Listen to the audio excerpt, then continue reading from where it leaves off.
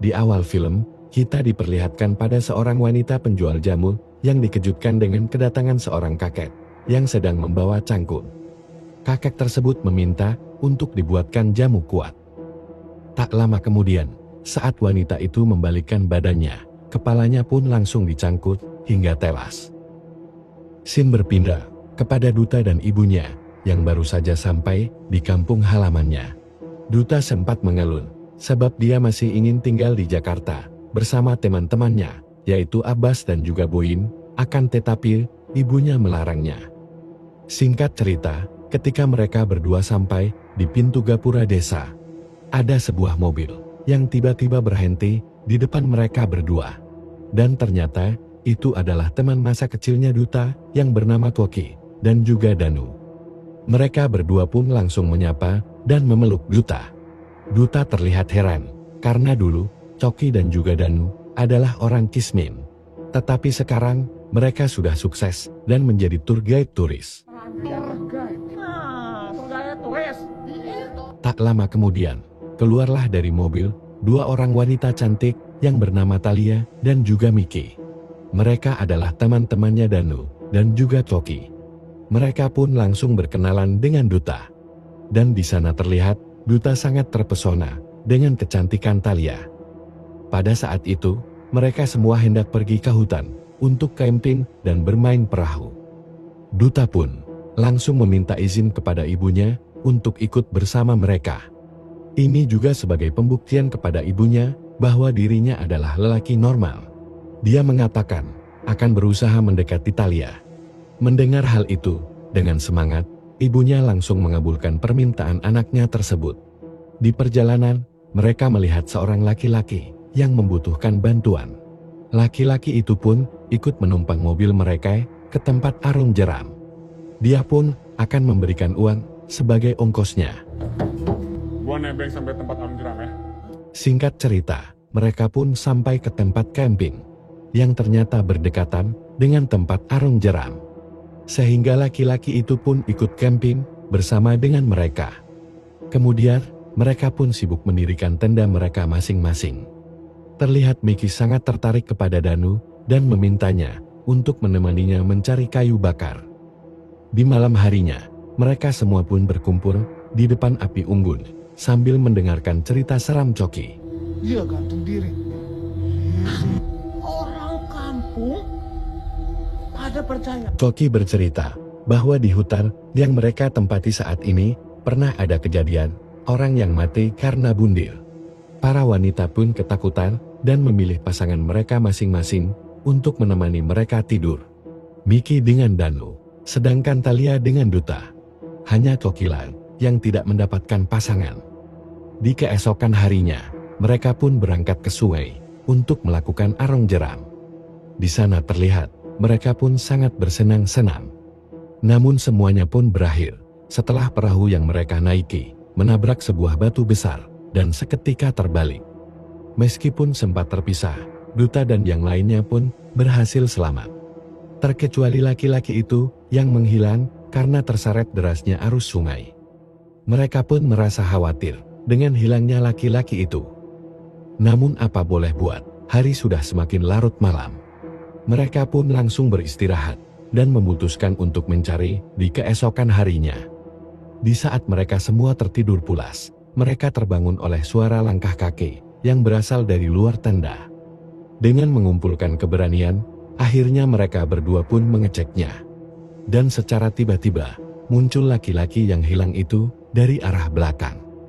Mereka berdua pun berteriak dengan sangat kencang hingga membangunkan semua orang. Sebutlah laki-laki itu sebagai Tommy. Melihat Tommy telah kembali, Thalia dengan inisiatif langsung membuatkan teh manis panas untuk menghangatkan tubuhnya. Tommy meminum teh panas itu hanya dengan sekali tegukan dan tampak tidak kepanasan sedikit pun. Thalia merasa ada yang aneh dengan Tommy. Dan di saat Thalia membantu Tommy berdiri untuk beristirahat ke tenda, seketika air yang lumayan deras pun mengalir keluar dari punggung Tommy. Di sisi lain, di saat Duta sedang buang air, dia pun dipanggil oleh seorang kakek yang memintanya untuk menggalikan tanah kuburannya. Udah, Cuk.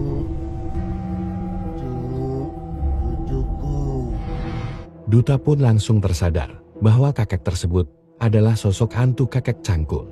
Dia pun ketakutan, lalu kabur dari kejaran kakek Cangkul sampai harus tercebur masuk ke dalam kali. Tak lama kemudian, betapa terkejutnya dia ketika melihat mayat Tommy yang sudah kaku dan mengambang di pinggir kali. Scene lalu berpindah kembali kepada Toki dan kawan-kawan. Toki pun mulai merasa ada yang aneh dengan Tommy, karena saat dia terbangun, dia melihat tiba-tiba ada darah yang keluar dari kepalanya Tommy. Mereka semua pun terbangun akibat teriakan Toki. Akan tetapi, mereka semua tidak melihat keanehan apapun yang diceritakan oleh Toki tentang Tommy. Duta terus berlari dan akhirnya bersembunyi di balik sebuah pohon besar. Namun, kakek Cangkul berhasil menemukannya. Di saat kakek Cangkul akan menebasnya, Duta mengatakan bahwa dialah yang telah memandikan nenek Gayung dan menguburkannya dengan layak. Sehingga seketika itu juga, kakek Cangkul berhenti dan menghilang begitu saja. Tak lama kemudian, datanglah Thalia yang khawatir dengan keadaan Duta karena ia tak kunjung kembali ke tenda. Setelah cukup tenang, Duta kemudian berusaha menjelaskan kepada Thalia bahwa sebenarnya Tommy sudah meninggal. Thalia pun sangat terkejut, sebab yang dia tahu, sekarang Tommy sedang tertidur di tenda bersama dengan yang lainnya. Akhirnya, mereka berdua pun kembali ke tenda. Lalu, mereka langsung memberitahukan kepada semuanya dengan cara berbisik kepada satu persatu temannya dengan mengatakan bahwa Tommy sudah meninggal. Di saat satu persatu mulai keluar dari tenda, Coki malah tertangkap oleh Tommy. Mereka semua pun bergegas untuk segera menolong Coki, lalu segera kabur dari tempat tersebut. Di perjalanan, mereka dihadang oleh sosok Tommy. Mereka semua pun sangat ketakutan dan kebingungan bagaimana caranya agar bisa terbebas dari arwahnya Tommy. Kemudian Duta mengatakan, supaya mereka bisa lepas dari teror tersebut, maka mereka harus mencari jasadnya Tommy dan menguburkannya dengan layak. Di keesokan harinya, rencana mereka pun harus terhenti karena mobil mereka tiba-tiba mogok. Sambil menunggu mobilnya diperbaiki oleh Duta, Danu dan Coki pun mencari lokasi untuk menguburkan jasadnya Tommy. Dan beberapa saat kemudian, Coki melihat ada lubang kuburan yang dibiarkan begitu saja.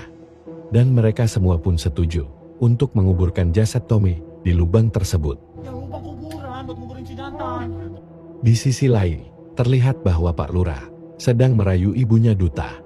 Karena Pak Lurah seorang duda dan ibunya Duta adalah seorang janda, Pak Lurah menginginkan agar mereka berdua segera menikah, namun ibunya Duta belum siap. Ibunya menginginkan agar Duta yang menikah lebih dulu. Di tengah percakapan tersebut, ajudan Pak Lurah pun datang dan melaporkan agar Pak Lurah segera hadir dan menghadiri rapat tentang lubang kuburan yang sudah disiapkan untuk menguburkan jasadnya kakek Cangkul. Scene lalu berpindah kepada teman-temannya Duta yang sudah sampai di rumahnya. Di saat Thalia dan Miki akan mandi, Coki dan Danu berusaha untuk mengintip mereka. Namun, mereka ketahuan oleh Duta dan mereka pun terjatuh. Hingga menimpah Duta. Tak lama kemudian, ibunya Duta datang. Dan ibunya Duta salah sangka lagi. Dia masih menganggap kalau Duta itu tidak normal. Lalu datanglah Thalia yang mengatakan bahwa dia adalah pacarnya Duta. Ibunya langsung terkejut, sekaligus bangga mendengar bahwa anaknya mempunyai pacar yang sangat cantik seperti Thalia. Di malam harinya, terlihat kakek Cangkul sedang menghampiri warga desa yang sedang dangdutan.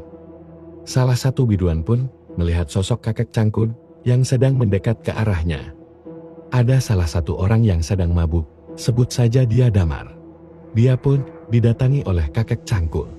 Akan tetapi, karena Damar sedang mabuk, dia malah menghina kakek Cangkul. Hingga akhirnya, kakek Cangkul pun kesal dan langsung menebasnya dengan cangkul. Scene berpindah kepada 3 orang warga yang akan mengecek lubang kuburan yang sudah disiapkan untuk kakek Cangkul. Akan tetapi, betapa terkejutnya mereka melihat bahwa lubang kuburan tersebut sudah ada yang mengisi. Mereka bertiga pun langsung pergi ke tempat Pak Lurah yang sedang melakukan rapat. Setelah mendengar laporan tersebut, Pak Lurah pun meminta salah satu warga agar menceritakan awal mulanya muncul hantu kakek cangkul. Kakek cangkul meninggal saat dia akan memandikan jasad istrinya, yaitu Nenek Gayung. Dan tidak ada yang tahu tentang kematian mereka berdua. Hingga sampailah muncul bau menyengat dari rumah mereka. Kemudian ada 3 orang warga yang mengecek keadaan rumah mereka. Mereka pun sangat terkejut menemukan jasad mereka berdua. Kemudian mereka menguburkan jasadnya Nenek Gayung tanpa memperdulikan jasadnya si kakek. Parahnya lagi, karena mayat si kakek sudah membusuk, bukannya dikuburkan. Ketiga warga itu malah membuang jasadnya si kakek ke dalam kali. Setelah mendengar cerita tersebut, para warga pun seketika bubar karena merasa ketakutan. Di keesokan harinya, perbuatan Duta dan teman-temannya pun diketahui oleh Pak Lurah. Pak Lurah marah besar, tetapi Pak Lurah memberikan kesempatan untuk mereka semua bertanggung jawab. Kemudian Duta menyarankan untuk pergi ke rumah dukun yang dulu sempat membantunya menyelesaikan masalah Nenek Gayung. Seperti biasa, dukun tersebut sudah mengetahui masalah yang sedang mereka hadapi. Lalu, dukun itu memberikan mereka sebuah mantra. Nggak kedengeran kan mantra gua? Nggak, emang nggak ada suaranya. Namun belum juga selesai, dukun tersebut memilih untuk mengerjakan kewajibannya, yaitu memberikan nafkah batin kepada istrinya yang ke-26.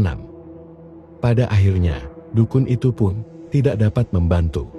Karena tidak ada pilihan lain, Duta dan yang lainnya pun memutuskan untuk memanggil sosok kakek cangkul dengan media jelangkung dan menggunakan potongan mantra dari yang dibacakan dukun tadi. Karena mantra yang diucapkan ngawur, bukannya kakek cangkul yang datang, melainkan para dedemit yang datang menghampiri mereka. Mereka semua pun kebingungan bagaimana caranya untuk memanggil kakek cangkul agar mereka bisa menanyakan di mana letak jasadnya berada. Mereka akhirnya mendapatkan akal dan mencoba untuk memancingnya dengan menggunakan Nenek Gayung KW. Pada akhirnya, kakek cangkul pun muncul dan dipertemukan dengan Coke yang sudah menyamar sebagai Nenek Gayung. Kakek cangkul pun merangkulnya dan membawanya untuk menunjukkan bahwa jasadnya itu berada di bawah jembatan tepi sungai. Namun sayangnya, penyamaran Coke sebagai Nenek Gayung harus ketahuan, sehingga mereka akhirnya tetap dikejar-kejar oleh kakek cangkul. Setelah terpojok, pada akhirnya Duta pun memberanikan diri untuk mengatakan tujuan mereka, yaitu ingin menemukan jasadnya dan akan menguburkannya secara layak. Namun ternyata, kakek cangkul pun berkata bahwa sebenarnya ia sudah mengetahui niat baik mereka.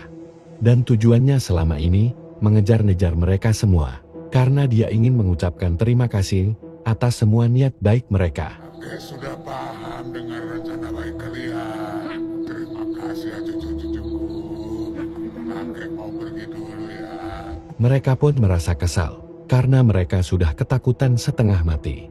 Tapi ternyata, kakek cangkul hanya ingin berterima kasih. Setelah itu mereka pun bergegas untuk mengambil jasadnya kakek cangkul, lalu menguburkannya dengan layak di pinggir makam istrinya, yaitu Nenek Gayung. Dan film pun selesai.